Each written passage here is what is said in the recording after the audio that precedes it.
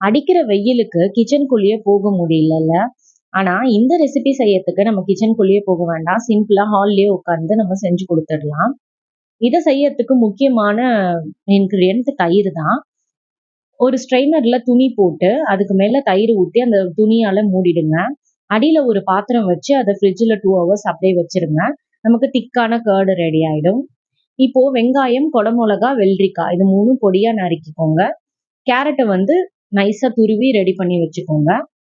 ஒரு பாத்திரம் எடுத்து நம்ம ஃப்ரிட்ஜ்ல வச்சிருந்த தயிர் எடுத்து அதுல சேர்த்துக்கோங்க. பாருங்க எவ்வளோ திக்கா ரெடி ஆயிருக்கு. இது கூடவே நம்ம நறுக்கி வச்சிருந்த வெஜிடபிள்ஸ் எல்லாத்தையும் ஆட் பண்ணுங்க. இப்போ தேவையான அளவுக்கு உப்பு, சாட் மசாலா, மிளகுத்தூள், கொத்தமல்லி இது எல்லாத்தையும் போட்டு நல்லா கலந்து விடுங்க.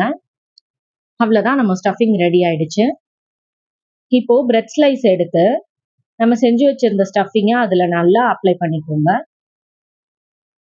இந்த மாதிரி எல்லா பக்கமும் வரா மாதிரி நல்லா தடவிட்டு, மேல ஒரு ஸ்லைஸ் போட்டு மூடி, கட் பண்ணி சர்வ் பண்ணிடுங்க. அவ்வளோதான் நம்ம தகி சாண்ட்விச் சிம்பிளா ரெடி ஆயிடுச்சு. இந்த சம்மருக்கு கண்டிப்பா ட்ரை பண்ணி பார்த்துட்டு எப்படி இருந்துச்சுன்னு கமெண்ட் பண்ணுங்க.